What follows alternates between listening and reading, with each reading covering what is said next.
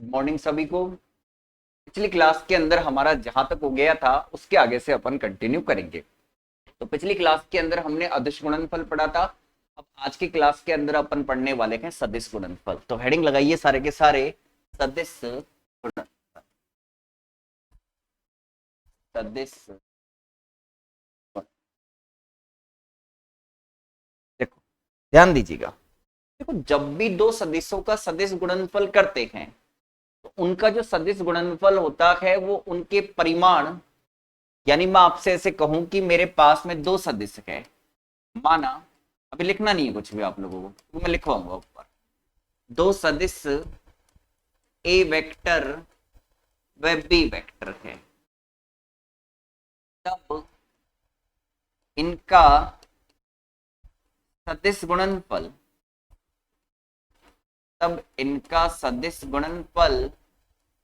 निम्न होगा।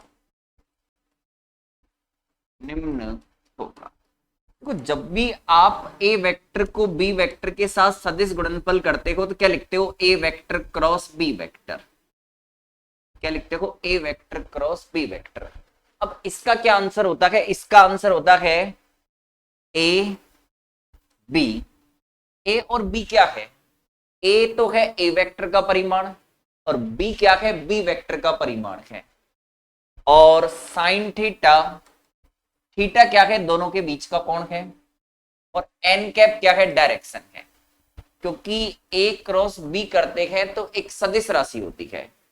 दो सदिशों का जो गुणनफल करते हैं अपन सदिश, तो वो एक सदिश राशि होती है। और दो सदिशों का अदिश गुणनफल एक अदिश राशि होती है। तो अदिश राशि थी पिछले वाले के अंदर, क्या था? ए वेक्टर डॉट बी वेक्टर था। तो ये आया था मेरे पास में ए बी कॉस थीटा। ठीक है, एक ए वेक्टर का परिमाण, बी वेक्टर का परिमाण और कॉस थीटा। इसमें क्या होता है? ए वेक्टर का परिमाण, बी वेक्टर का परिमाण और कॉस थीटा की जगह इसके अंदर क्या होता है? साइन थीटा होता है। उसके अंदर कोई दिशा नहीं थी क्योंकि एक अदिश राशि होती है और ये एक सदिश राशि होती है, इसलिए इसके अंदर क्या होती है? दिशा होती है। अब ये जो दिशा होती है इसका निर्धारण कैसे करते हैं वो समझने की बात इसके अंदर इंपॉर्टेंट है।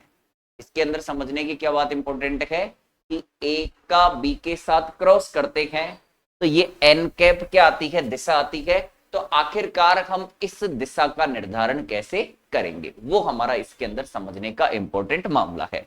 तो आप लोग हेडिंग लगाओ सदिश गुणनफल। सबसे पहले मैं इसकी परिभाषा लिखवा देता हूं, लिखो फटाफट। लिखना, दो सदिश राशियों का सदिश गुणनफल, दो सदिश राशियों का सदिश गुणनफल उन दोनों सदिशों के परिमाण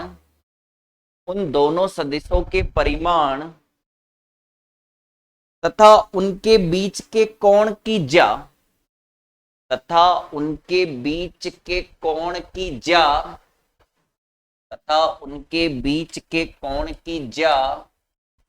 का मतलब है ब्रैकेट में साइन लिख लेना। साइन, ज्या का मतलब क्या है? साइन। तथा उनके बीच के कोण की ज्या के गुणनफल के बराबर होता है।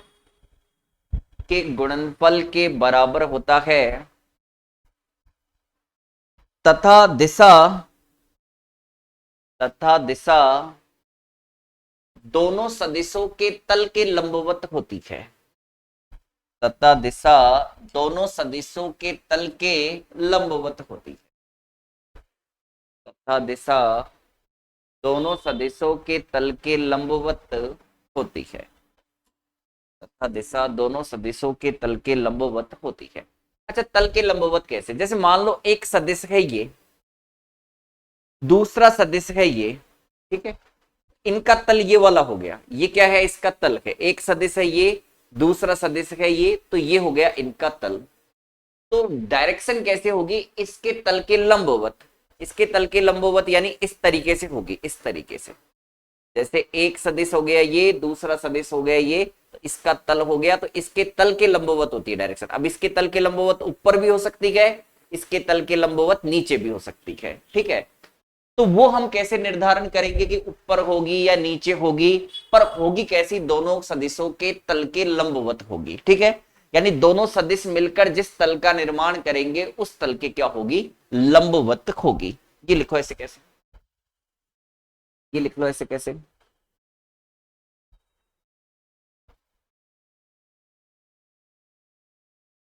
ये लिख लेना, जहां थीटा ए वेक्टर व बी वेक्टर के मध्य कोण है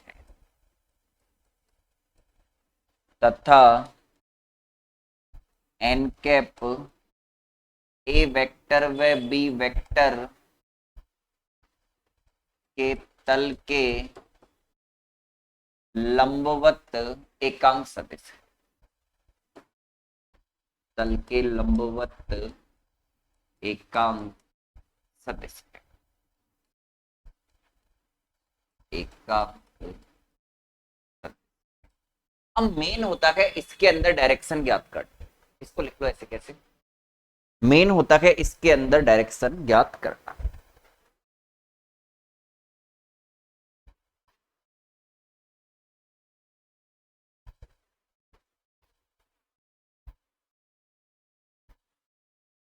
अब आओ, अब हम क्या करेंगे, दो सदिशों के सदिश गुणनफल की दिशा का निर्धारण करेंगे, दो सदिशों के सदिश गुणनफल की दिशा का निर्धारण करेंगे।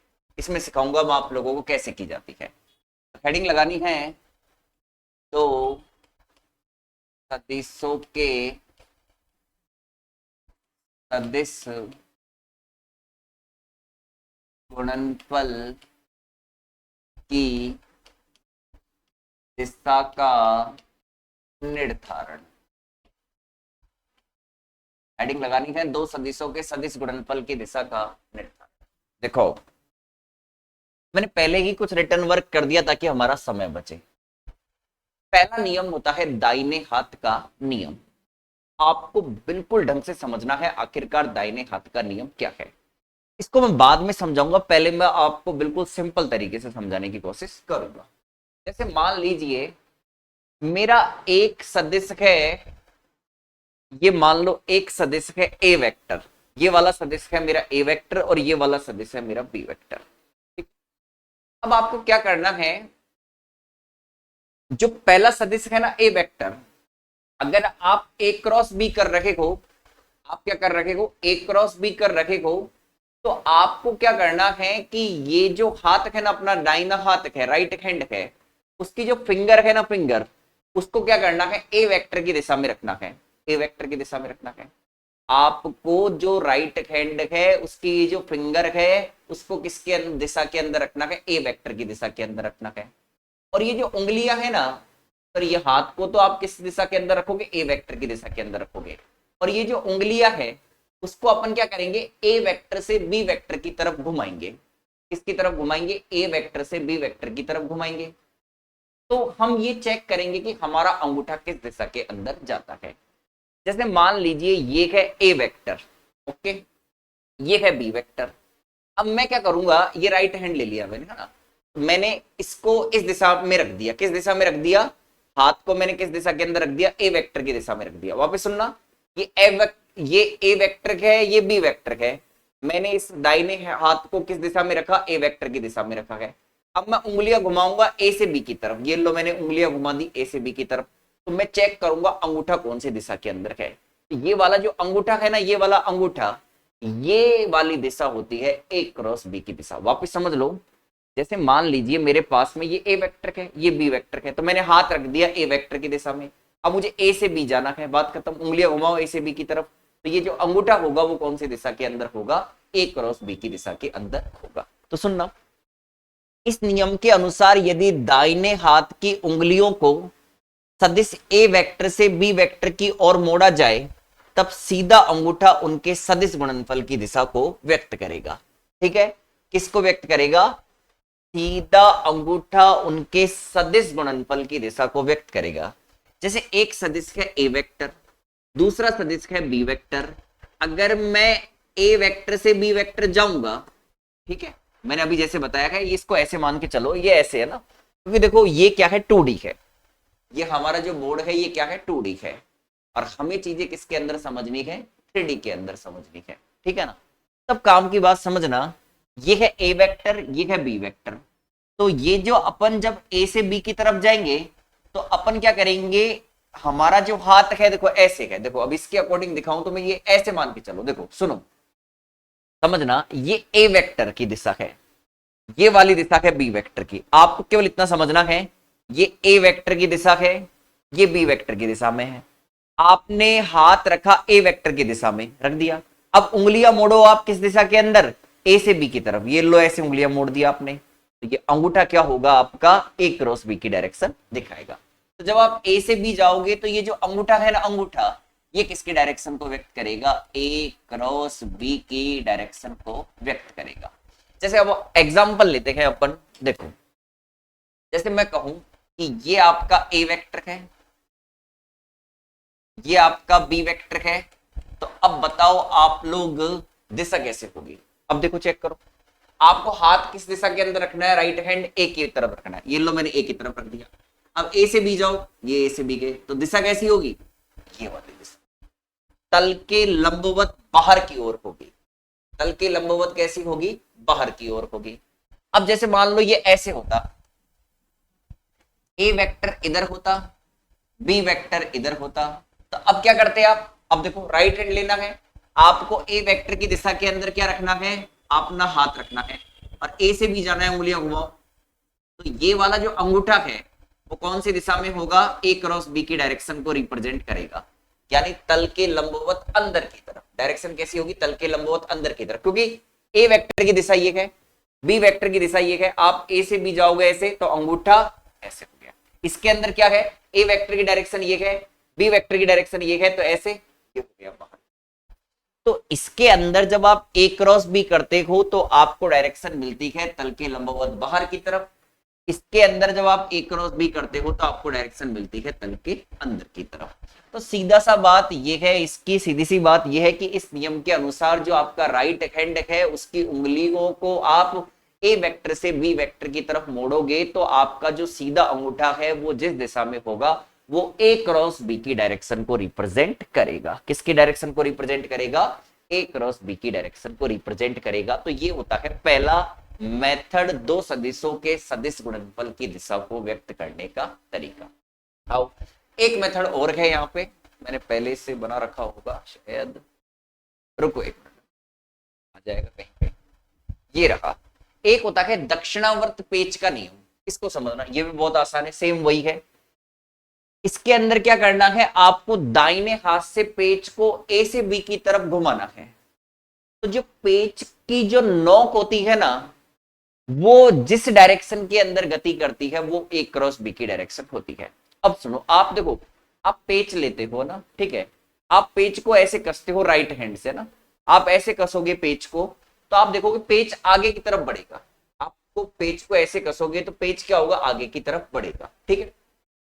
अब जैसे मान लो हमने क्या किया कि एक सदिश से दूसरे सदिश पर हमने पेच के नियम को लगाना है।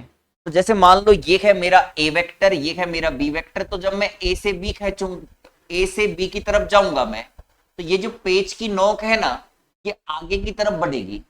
यानी ये कहता है कि ये नियम अपने दाएं हाथ से पेच को ए वेक्टर से बी वेक्टर की तरफ घुमाओ। यानी देखो इसको आप ऐसे घुमाते हो ना पेच को, आप पेच को ऐसे घुमाते हो तो पेच की नोक आगे की तरफ बढ़ती है। तो पेच की नोक की जो गति की दिशा है वो क्या होती है, ए क्रॉस बी की दिशा होती है। देखो सीधी सी बात मैं आपको समझाता हूं, जैसे मान लो ये ए वेक्टर है, ये बी वेक्टर है। अब आप क्या कर रहे हो, पेच को ऐसे ए से बी जा रहे हो, कहां लेके जा रहे हो, ए से बी, ए से बी लेके जा रहे हो। तो आप पेच को ऐसे कस रखे हो, तो आप पेच को ऐसे करोगे तो जो आपकी पेच की नोक जिस डायरेक्शन के अंदर जाएगी वही क्या होगी, आपकी ए क्रॉस बी की डायरेक्शन होगी।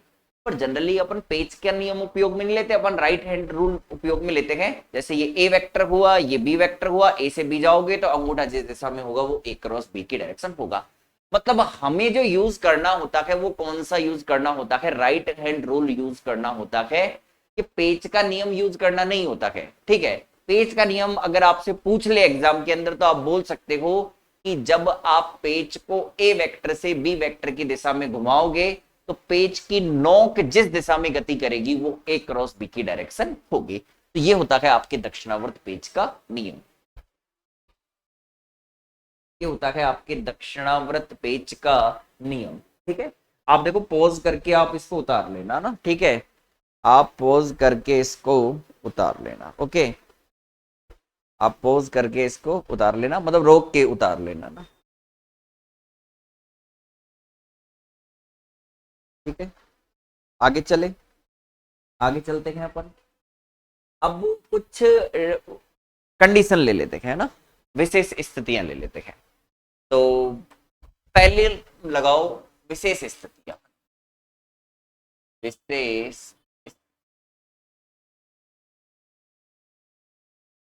का जो फर्स्ट पॉइंट होगा वो होगा सदिश गुणनफल क्रम विनिमय नहीं होता।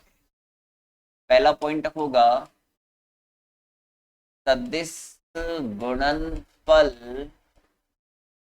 क्रम विनिमय नहीं होता है। इस बात को समझ लो, क्रम विनिमय नहीं। हाँ जी, इसका मतलब क्या है, कल सदिश कंप्लीट हो जाएगा। ठीक है, जैसे आप ए क्रॉस बी करते हो तो आप क्या लिखते हो, आप लिखते हो ए बी साइन थीटा और एन कैप। ये लिखते हो A B sine theta n cap. अच्छा, बिल्कुल ठीक बात है। समीकरण नंबर दे दो आप इसे एक। ओके, अब आपसे मैं कहूं कि इसे आप मत दो समीकरण, आप इसे ऐसे लिख दो बी ए साइन थीटा एन कैप। तो कोई फर्क पड़ेगा इस पे, नहीं पड़ेगा। ओके, अब मैं आपसे कहूं कि आप बी क्रॉस ए लिखो। सुनो सुनो सुनो, आपने क्या लिख दिया, इसे ए क्रॉस बी को क्या लिख दिया, A B sine theta n cap लिख दिया। ओके, अब मैं ऐसे कहूं यहां पे कि आप समझ रहे हैं, इससे बहुत इंपॉर्टेंट चीज बताने जा रहा हूं कि आपने ए क्रॉस बी को तो क्या लिख दिया, ए का परिमाण बी का परिमाण साइन थीटा और एन कैप लिख दिया। ठीक है, अब जब आप बी क्रॉस ए करोगे, जब आप क्या करते हो बी क्रॉस ए करते हो, तो उस कंडीशन के अंदर आप क्या लिखोगे, बी क्रॉस ए करोगे तो बी क्रॉस ए वाली कंडीशन के अंदर आप क्या लिखोगे, बी क्रॉस ए वाली कंडीशन के अंदर लिखोगे बी का परिमाण ए का परिमाण साइन थीटा एन कैप। यही लिखोगे, बी का परिमाण ए का परिमाण साइन थीटा और एन कैप लिखोगे, बिल्कुल यही लिखोगे ना। अब आओ देखो, सुनो, समझना, इसको आप कैसे लिखोगे, रुको एक मिनट, इसको तो ऐसे लिखना। इसको थोड़ा अलग तरीके से समझने की कोशिश करते हैं अपन, इसको ऐसे नहीं समझेंगे नहीं तो दिक्कत करोगे आप। देखो, ए क्रॉस बी करते हैं तो अपन लिखते हैं A B sine theta n cap. समझना इस चीज को, देखो जैसे ये है मेरा ए वेक्टर, ये है मेरा बी वेक्टर, ये वाला एंगल है मेरा थीटा, ए से बी जा रहे हैं अपन, ये क्या हो गया, थीटा हो गया। ठीक है, अगर आप बी से ए जाओगे तो आप ऐसे जाओगे, बी से ए जाओगे ना तो आप ऐसे जाओगे। अगर मैं बी क्रॉस ए करूं तो भाई आप इसे लिखोगे बी ए साइन, पर आप थीटा नहीं लिख सकते आप। अब आपको क्या लिखना पड़ेगा, आपको लिखना पड़ेगा, देखो आपको पता है ये पूरा कोण कितने का होता है, 360 का होता है। तो इसका मतलब ये वाला थीटा है तो ये 360 माइनस थीटा हो जाएगा। क्या हो जाएगा, 360 माइनस थीटा। अच्छा, 360 माइनस थीटा को आप 2 पाई माइनस थीटा लिख सकते हो, क्योंकि पाई कितना होता है, 180 होता है। पाई कितना होता है, पाई होता है 180 होता है। तो आप 2 पाई माइनस थीटा और क्या लिख सकते हो, इसे एन कैप लिख सकते हो। ठीक है भाई, जब आप ए क्रॉस बी करते हो तो ये वाला एंगल होता है थीटा। ठीक है ना, ए और बी के बीच का कोण। अब मैं कह रहा हूं कि आप बी क्रॉस ए करो तो आप क्या लिखोगे, बी ए साइन थीटा। तो अब की बार थीटा क्या होगा, बी और ए के बीच का कोण होगा। किसके बीच का कोण का होगा, बी और ए के बीच का कोण होगा। अच्छा सुन, क्योंकि क्लॉकवाइज, सॉरी ये वाला अपन एंटी क्लॉकवाइज ले रहे हैं तो ये वाला भी मैंने क्या लिया है, एंटी क्लॉकवाइज लिया है। समझो, अगर ये वाला एंटी क्लॉकवाइज लिया है मैंने, ये वाला भी मैंने एंटी क्लॉकवाइज ले लिया। ओके, अब इसको आप ऐसे लिख सकते हो बी ए, ये तो हो गया माइनस का साइन थीटा, और एन कैप ये हो जाएगा माइनस का बी ए साइन थीटा एन कैप हो जाएगा। तो आप क्या लिख सकते हो, इसको आप लिख सकते हो माइनस का A B sine theta n cap. और ये हो गया समीकरण एक। ये चल रहा है B cross A, B cross A, B cross A समीकरण एक व दो से। क्या आएगा आपका B cross A minus A cross, यानी आप ऐसे कह सकते हो कि B cross A does not equal to A cross B. ये क्रम विनिमय के नियम की पालना है। वापस समझने की कोशिश करना, सदिश गुणनफल क्रम विनिमय नहीं होता है। यानी जब आप ए क्रॉस बी करते हो तो क्या आता है ए बी साइन थीटा, जहां थीटा क्या होता है ए और बी के बीच का कोण होता है। अब देखो इसके अंदर ये एंटी क्लॉकवाइज लिया है मैंने, तो ये बी और ए के बीच का कोण भी कैसा लूंगा मैं, एंटी क्लॉकवाइज। अगर ऐसे लेता बी से ए तो ये तो क्लॉकवाइज हो जाता, ये तो कैसा हो जाता क्लॉकवाइज। तो मुझे ये वाला कोण लेना पड़ेगा। तो ये वाला कोण कितना हो जाएगा, जैसे बी क्रॉस ए करूंगा तो बी ए साइन थीटा आना चाहिए, पर थीटा अब की बार क्या होगा ये वाला होगा। कितना होगा 2 पाई माइनस थीटा होगा। 2 पाई माइनस थीटा क्या हो जाएगा माइनस साइन थीटा हो जाएगा। ठीक है, तो ये माइनस आ गया। बी ए को ए बी भी लिख सकते हैं अपन, और यहां से ये मान उठाकर रख दिया तो ये आ गया। तो B cross A does not equal to A cross B. अगर ए क्रॉस बी बराबर बी क्रॉस ए हो जाता जब तो क्रम विनिमय होता। अब ये क्रम विनिमय नहीं है, अब ये क्रम विनिमय नहीं है। उतारो इसे ऐसे कैसे, उतार लो इसे ऐसे कैसे।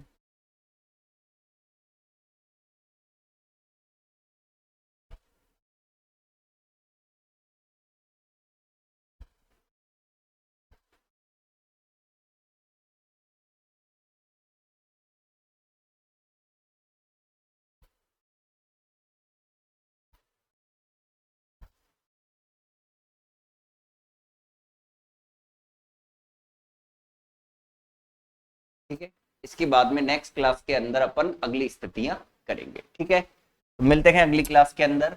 तब तक आप अभी एक स्थिति बताई है मैंने, तब तक पढ़ते रहो। अगला इसके आगे नेक्स्ट क्लास के अंदर बताएंगे।